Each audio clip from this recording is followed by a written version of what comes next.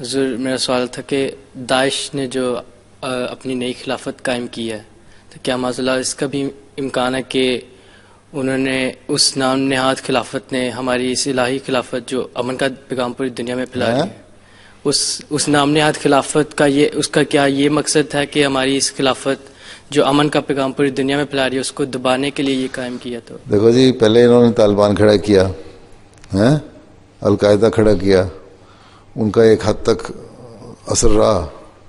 تو میرے نزدیک تو انہوں نے سمجھا کہ خلافت کے نام پہ اگر ہم جو کھڑا کریں گے نا کسی گروپ کو، تو وہ شاید مسلمانوں کو زیادہ اٹریکٹ کرنے والا ہو، اور کر بھی رہا ہے ایک حد تک، اور اس سے ہم زیادہ اپنے مقاصد حاصل کر سکتے ہیں.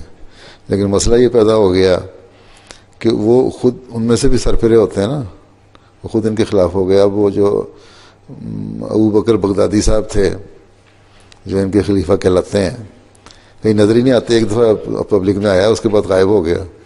میرے خیال میں تو ویسے ہی ختم ہو چکا ہوا، مٹ چکا ہوا، اس کا اب نام استعمال ہو رہا ہے. اور وہ دہشت جو ہے نا داعش یا آئسس کی، وہ اس کے نام پہ سارا کام ہو رہا ہے. کبھی وہ لیبیا میں پھیل گئی، کبھی وہ سیریا میں چلی گئی، کبھی جارڈن کے کچھ علاقے میں آ گئی، یا عراق میں اسی علاقے میں کچھ ہو گئی. تو وہ تو ختم ہو چکی ہے. کسی دن جس دن یہ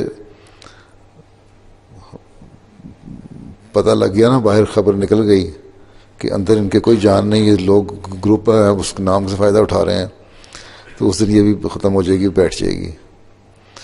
باقی یہ ہے کہ خلافت کیا ہے، خلافت کا تو پھر نام کے ساتھ سامنے آنا چاہیے نا ضرور سے. جو بات کہنی کرو، یہ تو نہیں چھپ کے لوگوں کو لڑاتے رہو، آپ کہیں بیٹھے ہو پتہ نہیں لگ رہا کہاں گئے ہیں بغدادی صاحب ہیں.